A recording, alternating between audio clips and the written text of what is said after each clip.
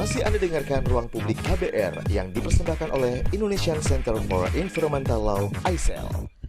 Anda masih bersama saya Rizal Wijaya di Ruang Publik KBR hingga pukul 10 waktu Indonesia Barat dan disiarkan melalui 100 radio jaringan KBR di seluruh Indonesia. Tema kita hari ini adalah apakah Indonesia sudah move on dari batu bara?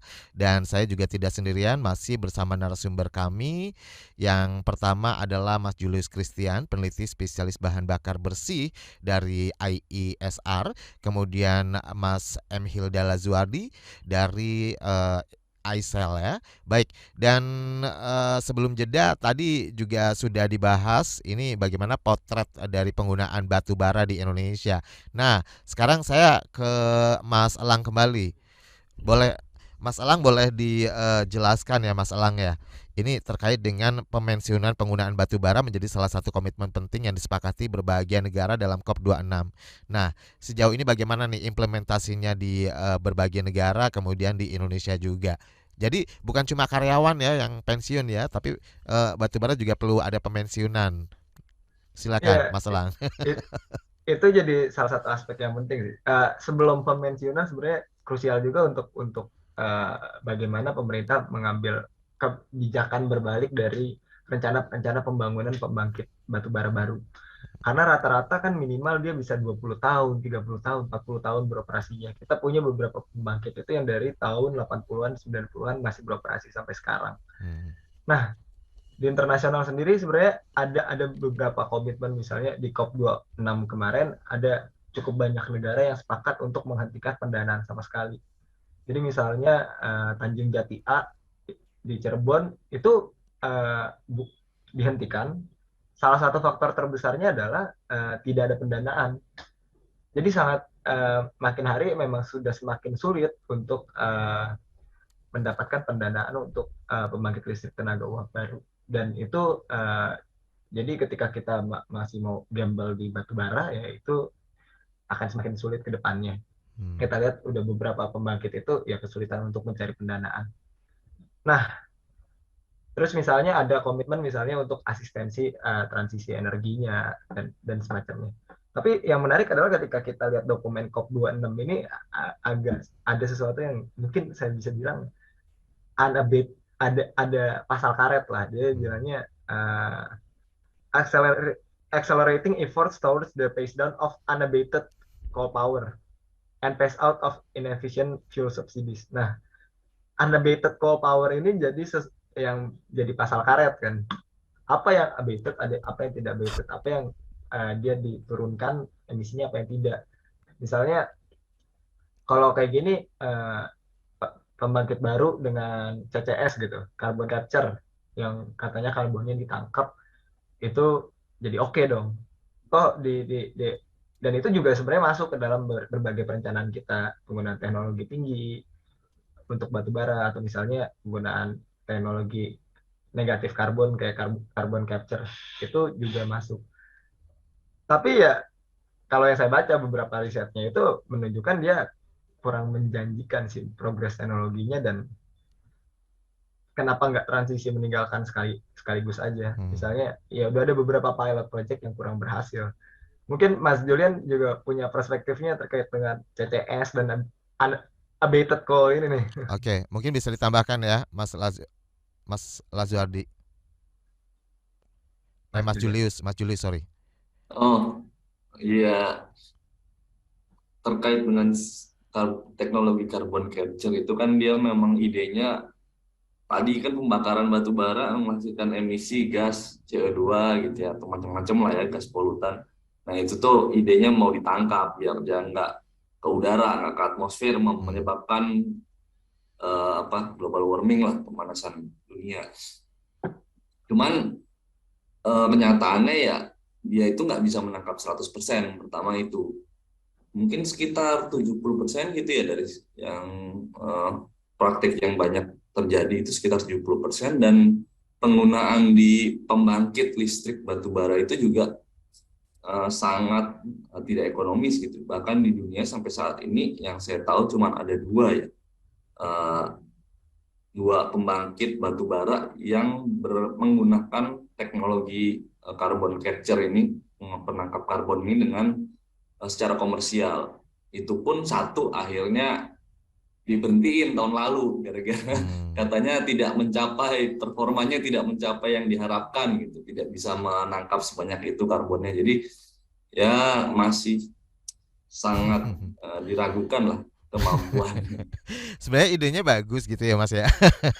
Idenya bagus. Tapi Bagus. mungkin perlu diingat juga bahwa dampaknya tuh nggak cuma di saat pembakaran di PLTU ya, karena tadi di tambangnya sendiri itu juga menghasilkan banyak dampak negatif. Jadi kalau kita pakai carbon capture tuh baru mengatasi yang di pembangkitnya, yang di tambangnya sendiri masih ada lagi nih.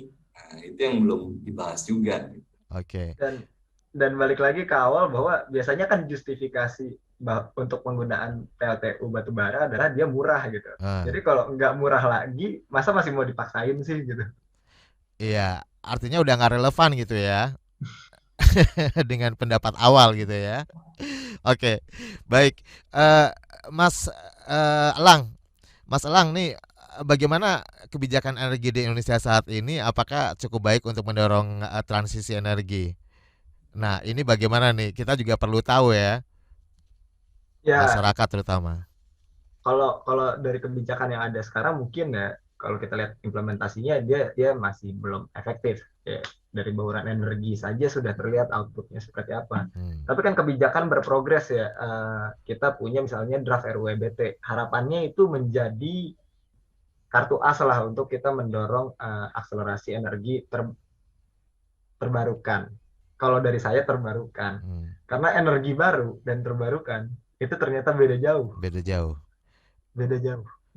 Nah, jadi kalau seandainya kita mengacu pada draft yang sekarang, itu bisa jadi kita justru akan memasukkan beberapa teknologi-teknologi yang problematik ke dalam kebijakan energi kita.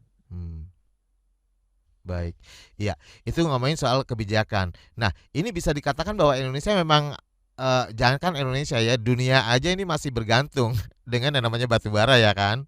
Bisa dikatakan seperti itu ya nggak sih Mas? Setuju ya? Dan bagaimana ini Indonesia dapat memenuhi seluruh kebutuhan energinya tanpa menggunakan bahan bakar fosil? Kok ya agak-agak apa ya, pesimis ya mungkin ya? Atau gimana sih, mungkin perlu dikasih tahu nih kepada masyarakat, kepada pendengar kita, Mas Julius. Iya, kalau dibilang sekarang dunia dan Indonesia tergantung itu ya karena memang sistem kita yang ada sekarang dibangun untuk itu gitu. Dibangun Sistem itu dengan dibangun untuk itu. sistem ketenaga listrikan kita memang udah berpuluh-puluh tahun dibangun mengandalkan batu bara secara logiknya gitu.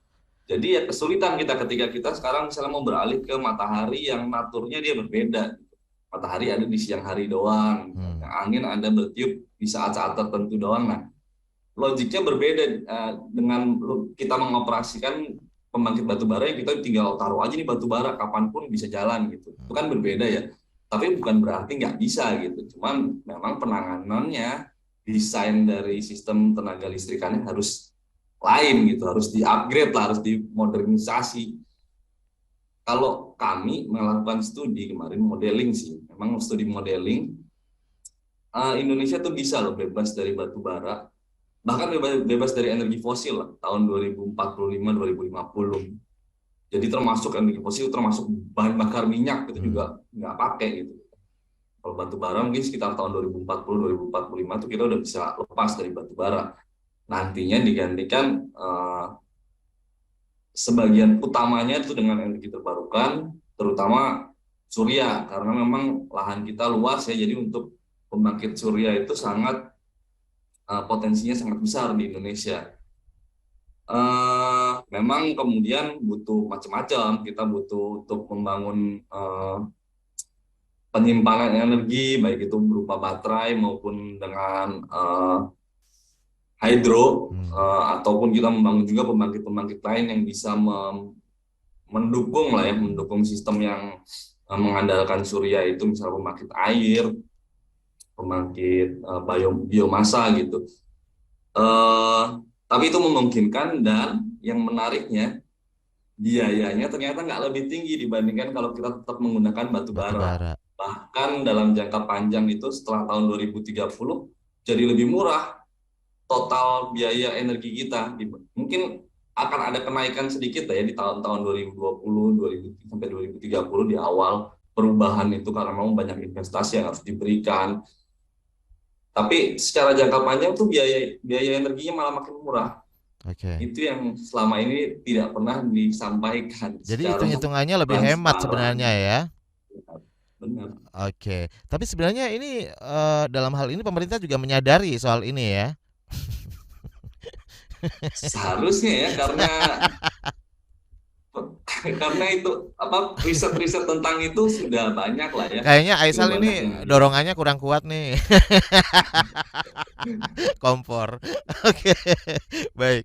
Nah, kalau berbicara soal meninggalkan jenis energi yang sebelumnya memang sudah eksis gitu ya, ibaratnya mantan ini move on ini susah banget gitu ya. Apa sih sebenarnya yang bisa mungkin pernah nggak sih Indonesia meninggalkan satu jenis energi sebelumnya seperti batu bara sebutlah ya. Ini mungkin Mas Elang bisa menjelaskan soal ini. Nah, apa yang bisa dipelajari dari keberhasilan tersebut? Tapi penjelasannya nanti setelah jeda iklan ya Mas Elang ya, sabar ya. Tahan, ini ujian. Jangan kemana-mana, tetap di ruang publik KBR bersama saya Rizal Wijaya.